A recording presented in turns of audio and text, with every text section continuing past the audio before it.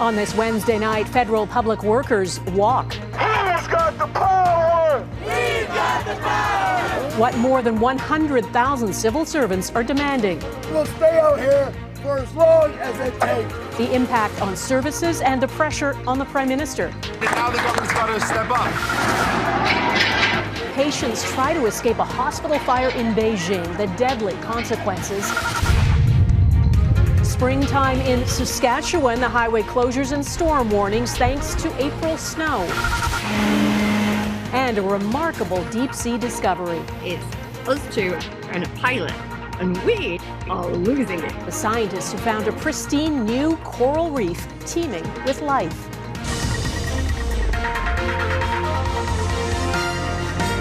Global National with Donna Friesen. Good evening and thanks for joining us. Tens of thousands of federal workers are off the job today and on the picket line. And the longer the strike goes on, the more it will affect government services across the country. More than 155,000 employees, members of the Public Service Alliance of Canada, are on strike, though about 50,000 remain at work because their jobs are essential. Picket lines are up at more than 250 locations right across the country. Workers tired, they say, of the way they are being treated. The strike is disrupting Revenue Canada, immigration, employment insurance, and passport offices. Touria Izri looks at what's at stake in this nationwide strike and what the federal employees want. The workers, united, will never be defeated. Federal public servants want more money and more freedom to work from home.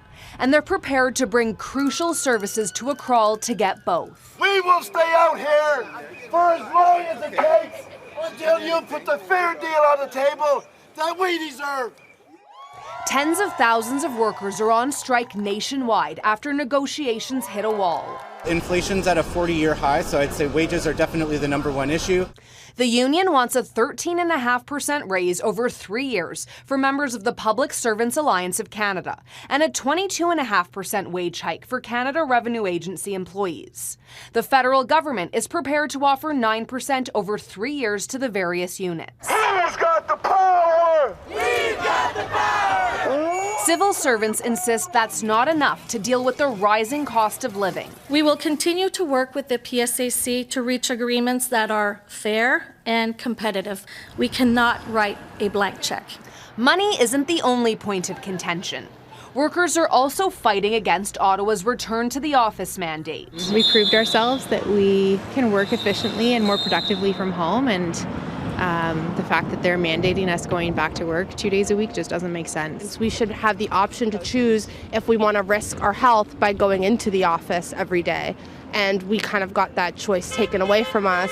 Essential services will continue, but there will be delays at the CRA with the May 1st tax deadline around the corner. The strike will slow response times at call centers and tax returns filed on paper. I get a return every year, and I'm expecting this year, and I'm going to have to wait for it. But the longest waits will be at the passport office. Most applications are now on hold. The federal government only recently cleared last summer's backlog, and there are fears of it happening again. If someone has a family vacation planned, it's not considered to be an essential service. I feel very terrible for them.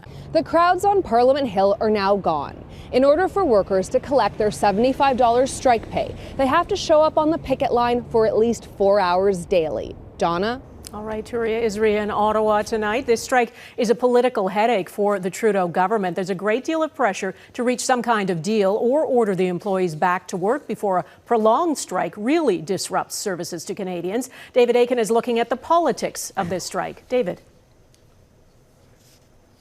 Well, Donna, so far as this strike is concerned, the Trudeau government has no friends on the opposition benches.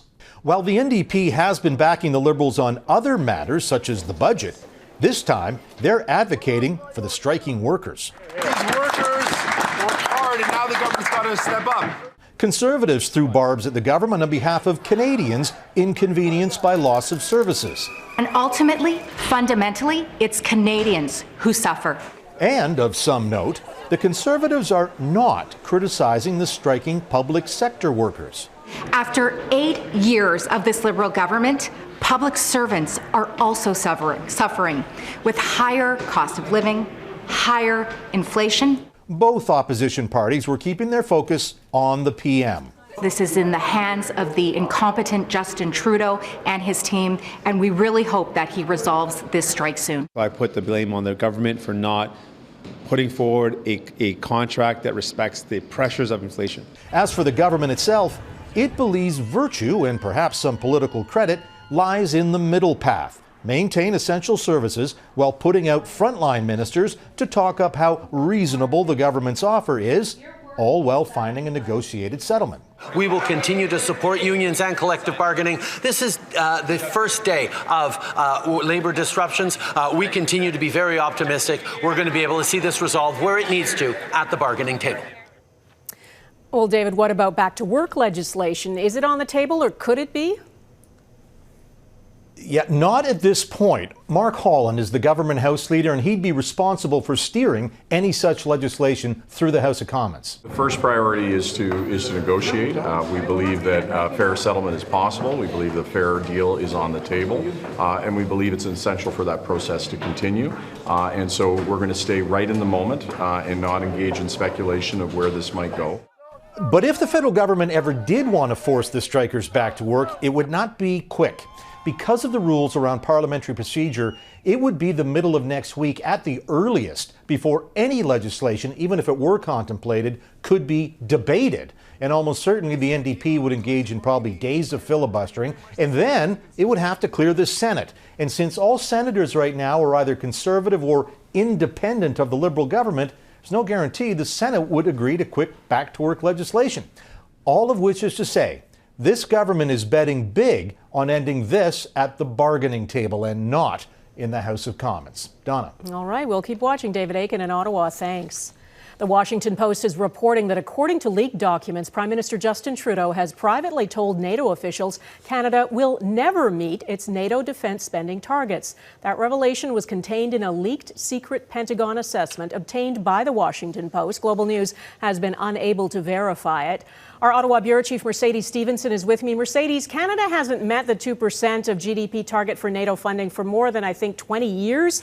But to say we'll never meet it, is that just widely accepted now? Well, and Donna, it's remarkable because it's a departure from the government's public stance on this. And I thought back to when President Joe Biden was here, and I checked the press release to make sure I wasn't imagining this. Sure enough, in there is a reference to Canada and the United States taking the Wales Pledge seriously. That is the pledge to spend 2% as per NATO's requirements. And yet what we're hearing now is that the Prime Minister may be seeing something very different behind closed doors. He was asked whether or not he told NATO Canada will not get to 2% earlier today. This is what he said. I continue to say and will always say that Canada is a reliable partner to NATO, a reliable partner around the world, and with our military investments, with the support we give to Canadians, we will continue to be doing that.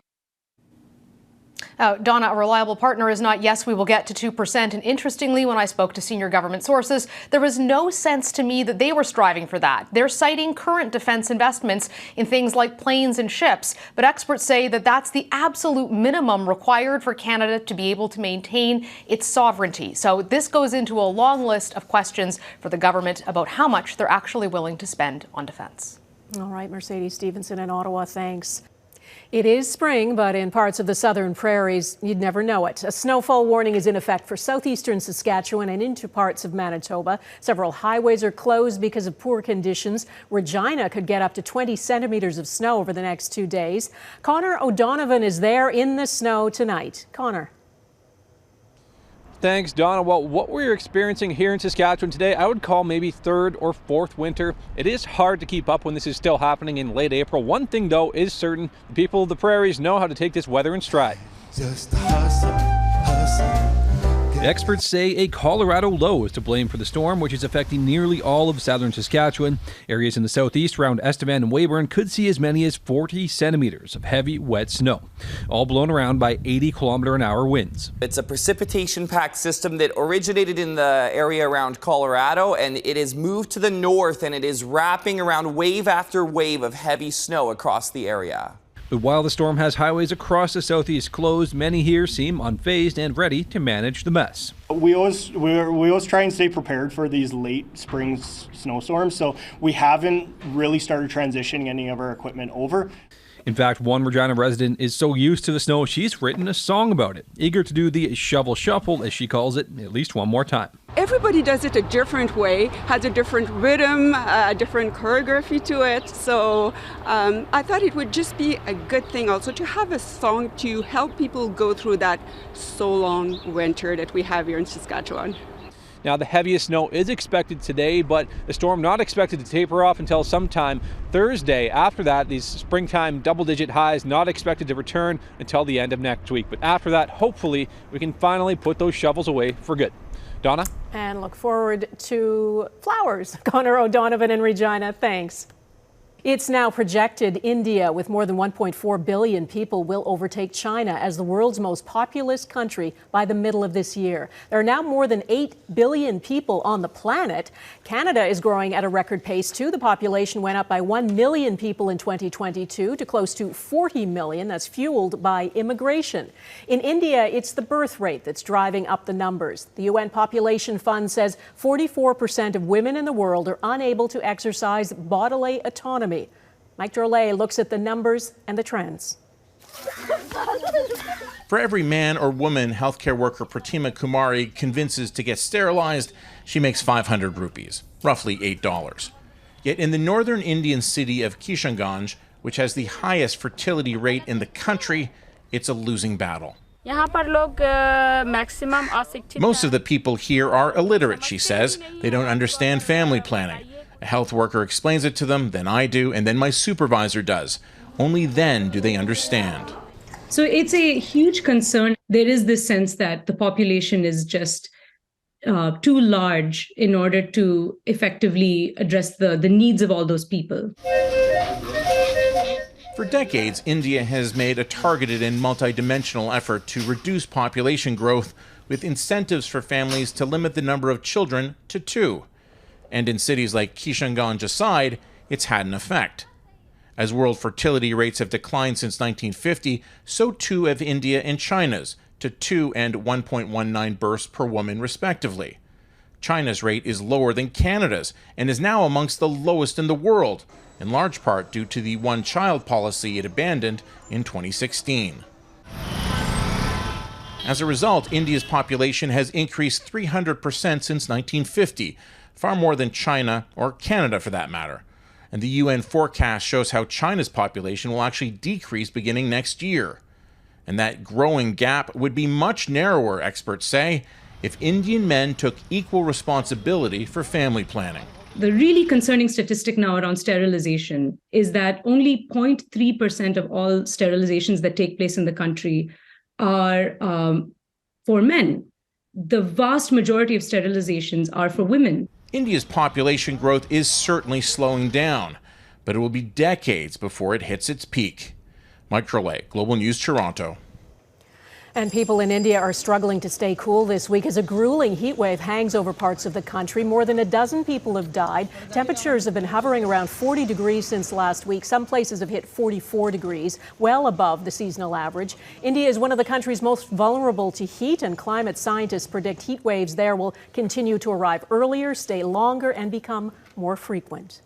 In Sudan, a new 24-hour ceasefire between rival military factions appears to have collapsed minutes after it went into effect. The humanitarian situation in that country is growing increasingly dire. Clouds of smoke rose over the capital city of Khartoum as fighting entered its 5th straight day. Many hospitals have been forced to close. The few that are still open are running out of medical supplies, food, and water.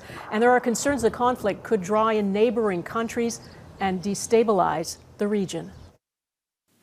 There is real danger that the escalation of hostilities in Sudan could implicate external, regional, and international actors and degenerate into a security and humanitarian crisis on a disastrous scale.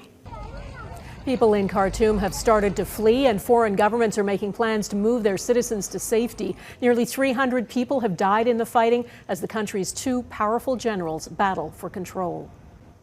Canada hit with a salmonella outbreak. Coming up, why snakes and rodents are being blamed. Plus, sky-high solidarity, the French climber making a lofty statement.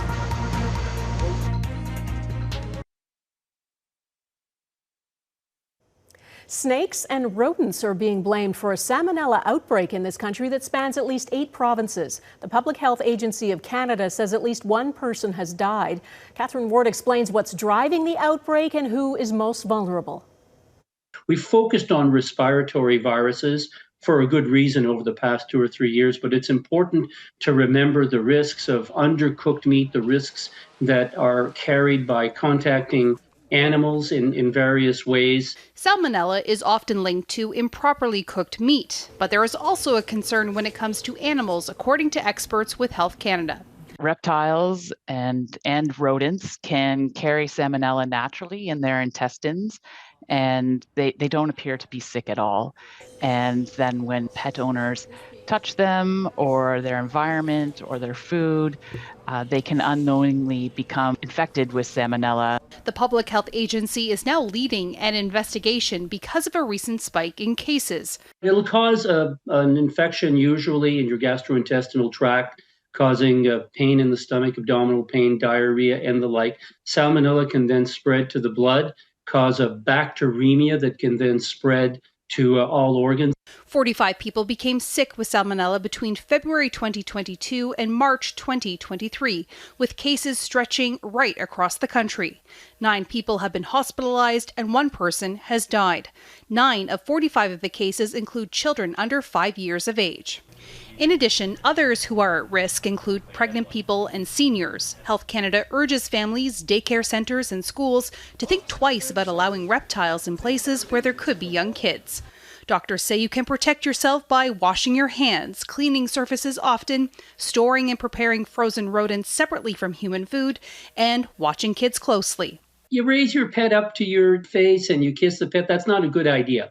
If you're going to be handling any of these pets, please make sure to do so in as sanitary a way as you can. Wear gloves if possible. Catherine Ward, Global News, Toronto. Deadly disaster still ahead. Why patients climbed out windows to escape a hospital fire.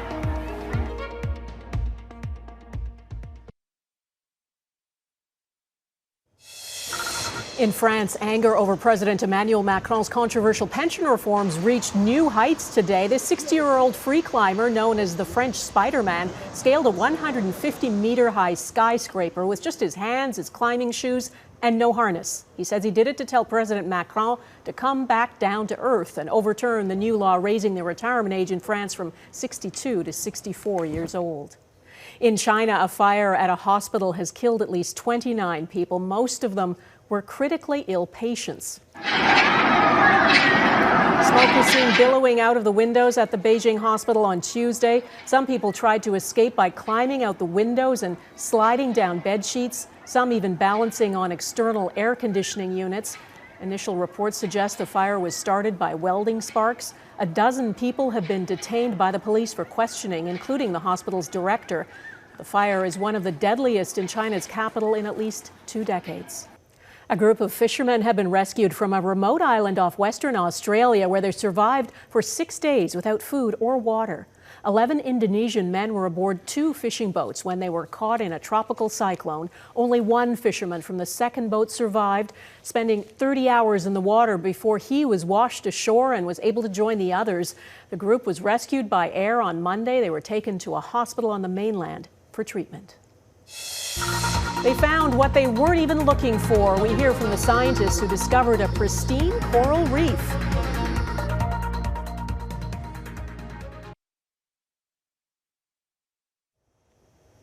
Finding something you were actually looking for is great. Finding something you didn't think even existed is exhilarating. That's how scientists who were mapping the ocean floor near the Galapagos Islands are feeling. They came across a pristine, previously unknown coral reef believed to be several thousand years old. Our Mike Armstrong caught up with them to learn more about what they found and what it means. It was the sort of discovery that left scientists wondering if what they were seeing was even real. The team's been working from the research vessel Atlantis and diving to the ocean floor in a small submarine called Alvin. Well, what they found earlier this week left the scientists in Alvin cheering. A healthy coral reef teeming with life, where they absolutely didn't expect to find one. We were just gushing. We were like, It was incredible. We were able to reach the two scientists who made the discovery. They're still at sea on the Atlantis, so the connection was spotty, but it was strong enough for their exhilaration at that moment to come through. We are so excited at seeing this. It's us two and a pilot, and we are losing it.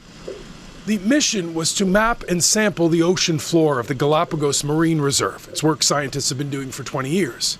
Now, the region's reefs were almost completely wiped out by a period of ocean warming in the 1980s. This new discovery was deeper, about 600 meters down, which is likely why it survived. Those reefs, which literally could be, hundreds, thousands of years of growth, are completely pristine. Now, global warming is decimating shallow reefs around the world. More than 90% of the Great Barrier Reef off Australia has been hit by coral bleaching. But this new reef is undisturbed and protected. Scientists say by monitoring it in the years ahead, they'll be able to evaluate the impact of the climate crisis. They'll also be able to take core samples and look back in time. They're like little time machines. They're like ocean time machines. So depending on when they lived and died, these fossils will tell you what was going on in the ocean then. Coral reefs cover only about 1% of the ocean, but about a quarter of all marine life lives off of them. Finding this reef, the scientists say, is a good argument for protecting more of the ocean. Mike Armstrong, Global News, Montreal. Amazing stuff. That is Global National for this Wednesday. I'm Donna Friesen. Tonight's Your Canada is Abraham Lake in Clearwater County, Alberta. We'd love to see Your Canada. Please email it to viewers@globalnational.com. And thanks for watching. Hope to see you here again tomorrow. Bye-bye.